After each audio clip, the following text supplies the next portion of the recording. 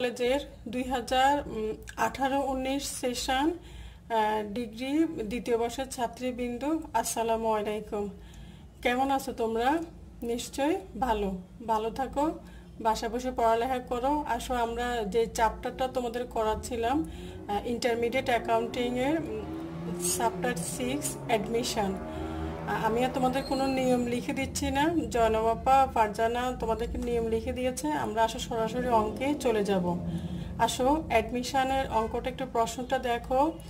A and B are partners in the firm sharing profit and loss in the ratio 2:1. A এবং B দুইজন অংশীদার, তাদের ফার্মের profit and loss তারা 2:1 ভাগ করে নেয়। The balance sheet of the firm as on December 31st, 2015 in as follow. 2015 সালের 31শে ডিসেম্বর তারিখে তাদের ব্যালেন্স শিটটা ছিল নিম্নরূপ। Asset, cash, stock, account receivable, building, machinery, motor van. আর এখানে লাইবিলিটি ছিল accounts payable, notes payable, reserve fund, capital account A, B. তাহলে টোটাল ব্যালেন্স শিটের যোগফল হচ্ছে 1,05,000, 1,05,000। এটা হচ্ছে এ এবং বি এর ব্যালেন্স শিট। এখন নিচে দেখো কি বলা আছে, দেখো they admitted C as A partners from January 1, 2016 for 1/4 share on the following term. 2016 সালের জানুয়ারির 1 তারিখে তারা নতুন অংশীদার হিসাবে নিচ্ছে কাকে? সি নতুন অ্যাডমিট নেয় তাদের ফার্মে। 1/4 শেয়ার, সে 4/1 শেয়ার পাবে অন দ্য ফলোয়িং টার্ম, নিচের এই শর্তে। 1 নম্বর কি বলা আছে দেখো, that he should bring in টাকা 6,000 as premium for goodwill and টাকা 20,000 অ্যাজ হিজ ক্যাপিটাল। সে আসার সময় 6,000 টাকার সুনাম এবং 20,000 টাকার মূলধন নিয়ে আসে। 2 নম্বর কি বলা আছে দেখো, that machinery and motor van be depreciated by 10%। C আসার সময় সম্পত্তির মূল্যায়ন করা হয়, মেশিনারি এবং মোটর ভ্যানের 10% অবচয় ধার্য করা হয়। 3 নম্বর কি বলা আছে দেখো, that the value of stock be deduct টাকা 50,000। স্টকের মূল্য 15,000 টাকা ডিডাক্ট করা হয়। আর that a reserve of 5% be created for the doubtful debts, 5% অনাদায় পাওনা সঞ্চিতি ধার্য করো। 5 নম্বর বলা আছে কি দেখো, that the value of land and building having appreciated be brought up to টাকা 31,000। ল্যান্ড অ্যান্ড বিল্ডিং এর মূল্য বৃদ্ধি করা হয় কত হাজার টাকা? 31,000 টাকা। এখন নিচে কি করতে বলছে দেখো, first necessary journal entries, prepare revaluation account and also the balance sheet after admission of C, Jabeda revaluation account, এবং বলা আছে কি সি আসার পরে নতুন ব্যালেন্স শিটটা তৈরি করো। এখন আসো আমরা অঙ্কটা শুরু করব। প্রথমে আমরা করব জাবেদা সলিউশন জার্নাল এন্ট্রিজ। প্রথমে দেখো, প্রথম জাবেদাটা হবে যদি পুরানো ব্যালেন্স শিটে কোনো রিজার্ভ ফান্ড থাকে, সেই রিজার্ভের টাকা ওল্ড পার্টনারদের মধ্যে ভাগ করে দিতে হবে। তাহলে এখন দেখো আমাদের রিজার্ভ ফান্ড ছিল, তাহলে রিজার্ভ ফান্ড অ্যাকাউন্ট আর এস ক্যাপিটাল, বিস ক্যাপিটাল। তাহলে রিজার্ভ ফান্ড হচ্ছে কত? 10,000। ওটা 2:1 ভাগ করে দিতে হবে। Reserve fund transfer to old partners capital account. তাহলে দেখো যদি পুরানো ব্যালেন্স শিটে রিজার্ভ ফান্ড অর্থাৎ পিএল অ্যাকাউন্ট যদি ব্যালেন্স থাকে, সেটা ওল্ড পার্টনারদের মধ্যে ভাগ করে দিতে হবে। তাহলে reserve fund account A's capital, B's capital, reserve fund transfer to old partners capital account. তাহলে আমরা ভাগ করে দিলাম 2:1। তারপর আসুন নিচে আমরা চলে যাব। 1 নম্বরে বলা ছিল সি আসার সময় সুনাম বাবদ 6,000 টাকা এবং মূলধন বাবদ 20,000 টাকা নিয়ে আসে। তাহলে সে ক্যাশে নিয়ে আসে। তাহলে জাবেদাটা কি হবে দেখো, cash account C's capital premium for goodwill.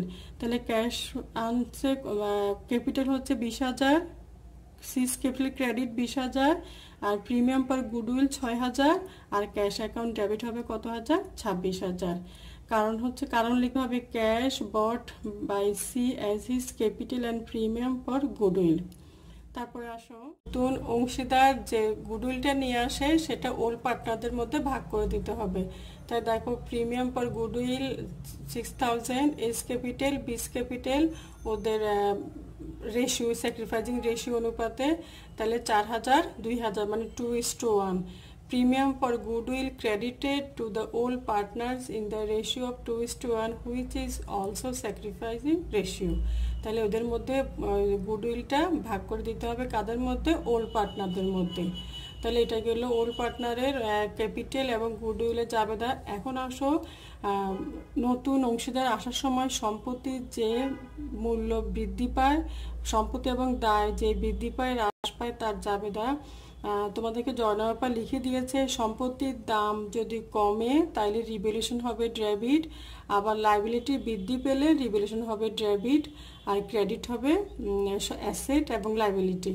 তাহলে এখানে আমাদের যে সম্পদগুলোর দাম কমছে সেটা আমরা এখন জাবেদা করব। তাহলে কি হচ্ছে? রিভ্যালুয়েশন অ্যাকাউন্ট, তারপরে machinery 10% appreciation 3,000, motor van 10% 1,700, provision for restock 7,000, ওটা 15,000 টাকা করে, সে 7,000 টাকা দাম কমে যাচ্ছে সেজন্য 7,000, আর প্রভিশন ফর ডাউটফুল কত? 550, এটাও কত? 10% ছিল।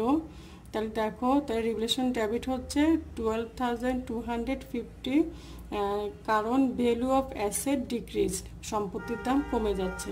তারপরে আসলে ল্যান্ড অ্যান্ড বিল্ডিং 31,000 টাকা দেখাতে বলছে, তাহলে কত টাকা বৃদ্ধি পাচ্ছে? 11,000 টাকা। তাহলে যাবে দেখতে হবে ল্যান্ড অ্যান্ড বিল্ডিং আর revaluation credit being value of land and building increased, মানে ল্যান্ড অ্যান্ড বিল্ডিংয়ের দাম 11,000 টাকা বৃদ্ধি পেল।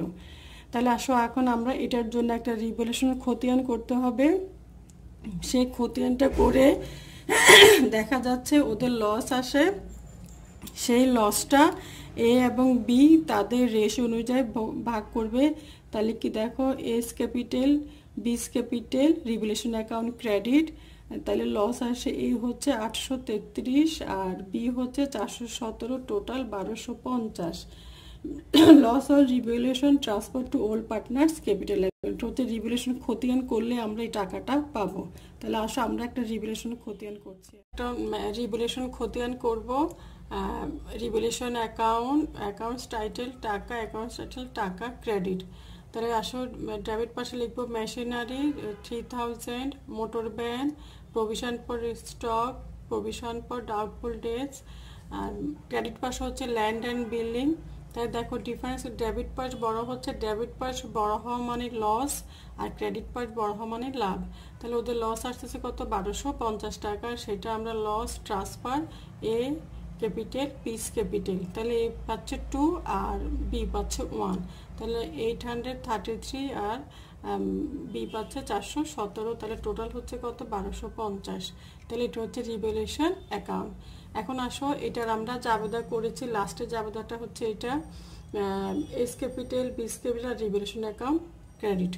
এখন আসো পার্টনার্স ক্যাপিটাল অ্যাকাউন্ট। ক্যাপিটাল ওরা 3 জন অংশীদার, অ্যাকাউন্টস টাইটেল এ টাকা, বি টাকা, সি টাকা, আবার অ্যাকাউন্টস টাইটেল এ টাকা, বি টাকা, সি টাকা।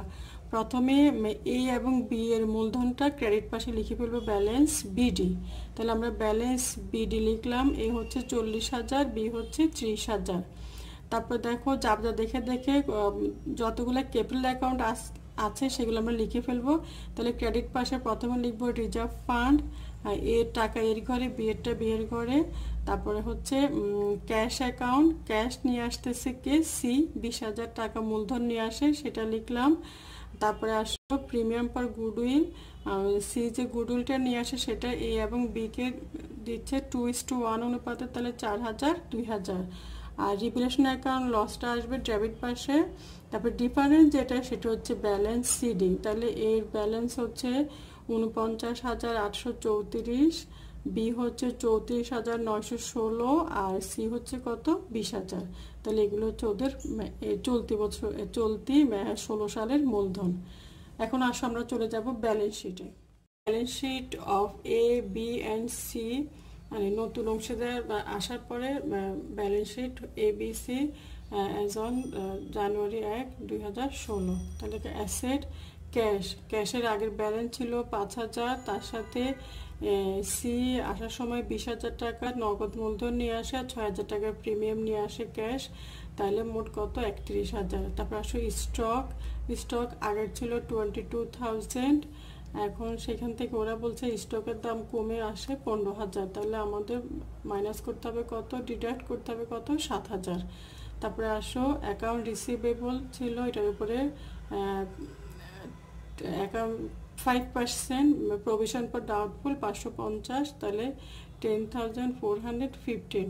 তারপরে আসো বিল্ডিং 20,000, এটাকে বলছে ইনক্রিজ করতে 31,000, তাহলে 11,000 টাকা যোগ করতে হবে। তারপর আসো মেশিনারি মাইনাস ডিক্রিজ 3,000, 10% ডেপ্রিসিয়েশন, তাহলে 27,000। মোটর ভ্যান 17,000, আর এটার উপর 10% 1700, তাহলে 15,300। তাহলে ব্যালেন্স শিটের অ্যাসেট পাশের যোগফল হচ্ছে 1,29,750। এবার আসো লাইবিলিটি অ্যাকাউন্টস পেয়েবল, এগুলো দেওয়া ছিল প্রশ্ন, যা 15,000, নোটস পেয়েবল 10,000, ক্যাপিটাল যে ক্যাপিটাল অ্যাকাউন্ট করার সময় যে এ বি সি যে ব্যালেন্স আছে সেগুলো ওদের মূলধন, তাহলে টোটাল যোগফল হচ্ছে 1,04,750, তাহলে লাইবিলিটি হচ্ছে 1,29,750। তাই দেখা যাচ্ছে আমাদের এটা ব্যালেন্স শিটের দুই ডেবিট অ্যাসেট পাশে যা ছিল লাইবিলিটির পাশে তা, তারপরে আমাদের অঙ্কটা ঠিক আছে। তাহলে এটা হচ্ছে অ্যাডমিশন। তাহলে আজকে অঙ্কটা তোমরা বাসায় করো, প্র্যাকটিস করো, আমরা পরের ক্লাসে আরেকটা অঙ্কে চলে যাব। আল্লাহ হাফেজ।